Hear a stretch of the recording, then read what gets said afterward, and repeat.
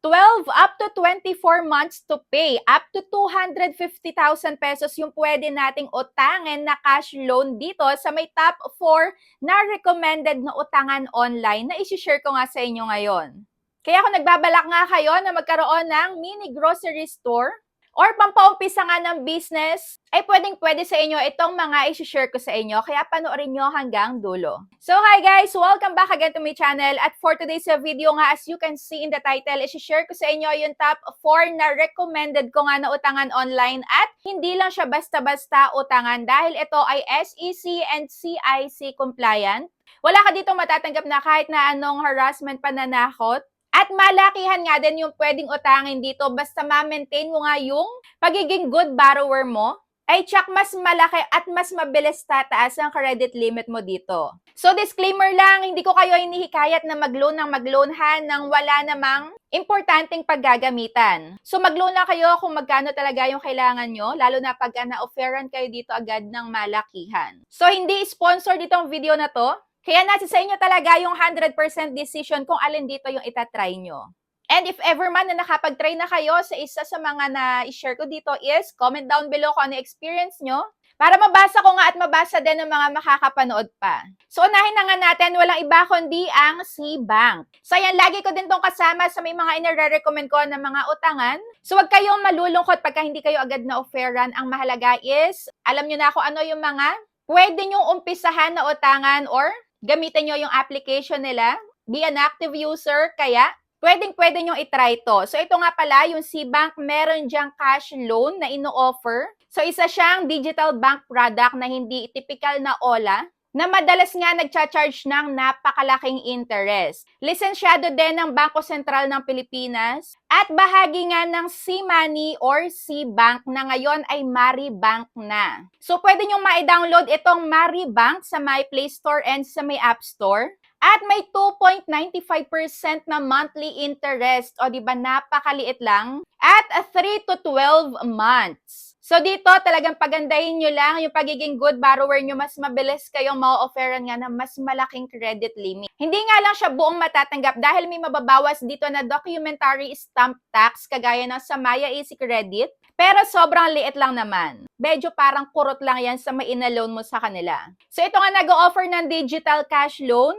At pwede ka nga pautangin ng up to 100,000 pesos na mayroon ngang monthly add-on interest rate na 2.95%. Kaya kung hindi man kayo dito ma-offeran agad-agad, ang mahalaga, gamitin nyo yan, maging active user kayo dahil meron nga din dyang buy load, transfer, pwede rin kayo dyang mag-ipon sa may Maribank wallet nyo, hanggang sa tumubo ng tumubo, magkaroon ng interest. So, para lang din kayo dyang nag-iipon. So, parang alkansya na digital na. So, pwede mong bayaran ng 3 months, 6 months, up to 12 months. At 18 up to 65 years old ang pwedeng mag-apply. At yung approval nga pala dito is based sa may credit evaluation and bank usage. Kaya makikita nila dyan kung gaano kayo kadalas gumamit ng features ng application nila. Para lang siyang GCash, ayan yung utangan dyan sa loob ng GCash na GLoan, GCredit, and GGives. So, kailangan active user muna tayo ng application para makita nga na, ayan, karapat-dapat din tayo na pautangin. And syempre, dapat pasok din yung requirements natin sa kanila, yung standards nila.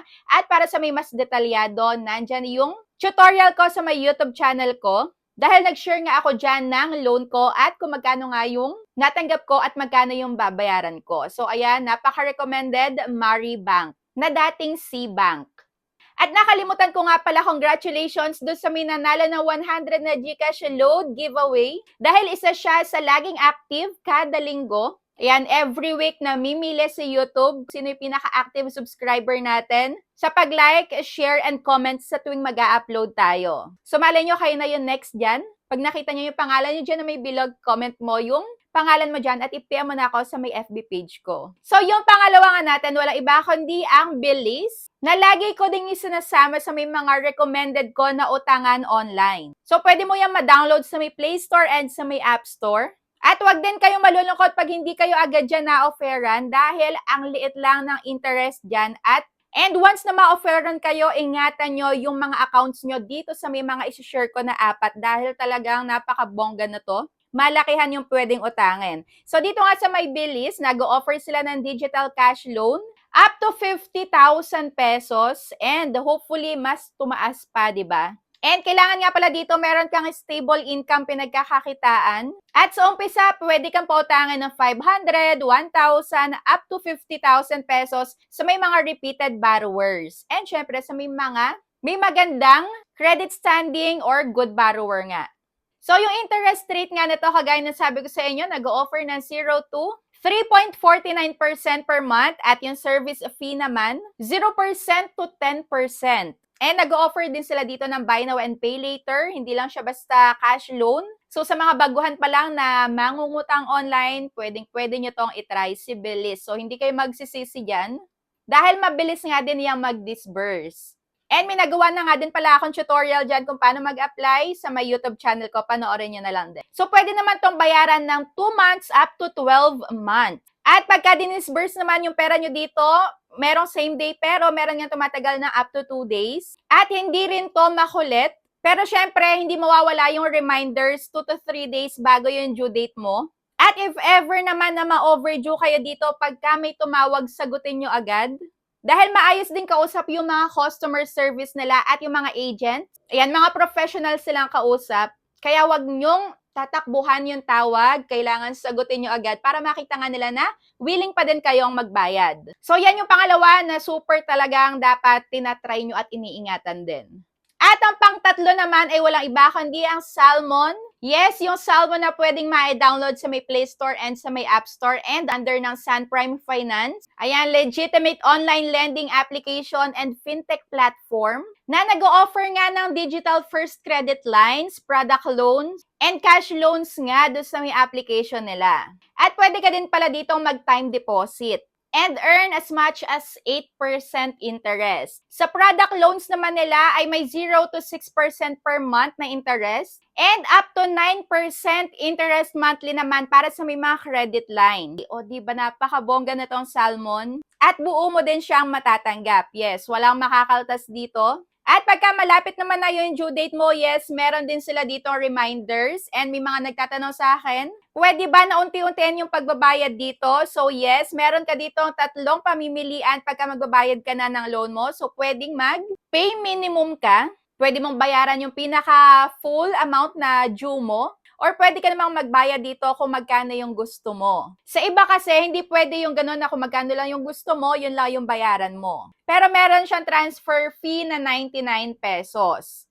Pero kung ako naman sa inyo, bayaran nyo na lang sa may pinaka-due date nyo. Dahil may times nga na yung ibang pautangan nga is ayaw nila ng sobrang advance magbayad dahil may possibility na sa may next loan nila or sa reloan nila is nare-reject sila. So kung product loan naman ang gusto nyo, pwede kayong ma-offeran dito ng up to 60,000 pesos para siyang home credit na pagka may nakita kayo sa may malls na nag-o-offer ng Salmon is pwede kayong mag-ask dyan sa may mga agent dahil pwede nga itong bayaran ng 4 months, 6 months, 9 months, 12 months. 18 months or up to 24 months. So, meron nga din sila ditong personal loan na pwede ring bayaran ng 4 months, 6 months, 9 months, up to 12 months. So, para maging eligible kayo sa may cash loan, sabi ng customer service nila is, yung personal loan daw is only for selected existing product loans customers. So, yung eligibility is system generated based on your repayment history. So, pwede nga kayo dito mag-product loan muna and pag nakita nila na good payer kayo is, ayan, pwede na kayo mag-try sa may pa-cash loan nila.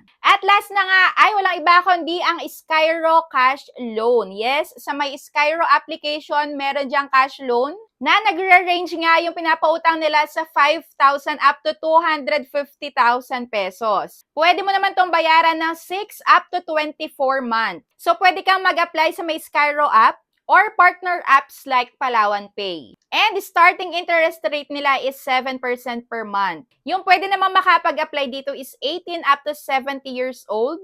Pero kailangan mo nga din dito ng proof of income. So nag-o-offer yung Skyro ng cash loan para sa may mga existing users na with good repayment history. And generally, nag-a-unlock to after completing product loan. So, dito, I suggest mag-product loan kayo and maging good borrower kayo dyan. Kagaya ko, nag-apply na din ako dyan ng product loan and pwede na rin ako makapag-cash loan sa kanila. And makikita nyo nga din yan yung pag-avail ko sa kanila ng product loan dito sa YouTube channel ko, ginawa ko din ng video yan. Para sa may mas detalyado nga. Mabilis lang din mag-apply dyan sa may product loan. And para din siyang home credit. And hindi naman yan makulit. Wala naman dyan tatawag ng tatawag pag malapit na yung due date mo. Pero meron nga dyan reminder. And pagka magpa-product loan kayo, makikita nyo naman yan sa may mga malls kung alin yung nag-o-offer ng Skyro. So mag-try lang kayo doon sa may mga agents doon. And once na ma-offeran kayo, and ma-complete nyo yon, ayan, ma-offeran na din kayo ng cash loan. So, utangan nyo lang kung magkano yung kaya nyong bayaran at always be a good borrower. Lagi nyo pa rin basahin yung terms and agreements, magtanong-tanong kayo sa may mga agents na makakausap nyo para malinawan nga din kayo sa may mga ina-applyan yung utangan online. So, lahat ng yan is SEC and CIC compliant, kaya may possibility na maapektuhan yung iba nyo pang loans in the future, lalo na kung bank-related din yan. Baka may possibility na hindi kayo maaprubahan pagka naging pangit nga yung inyong credit standing or credit score. Dahil sa maraming due date na hindi nyo nga agad na bayaran. So, ayun, always be a responsible borrower and utangin kung magkano lang yung kayang bayaran. So, pagka na, itry nyo na yung 4 na na-share ko sa inyo, comment down below para mabasa ko at mabasa nga din ng mga makakapag-try pa. So, ayan lang. Thank you for watching and see you on my next vlog. Bye!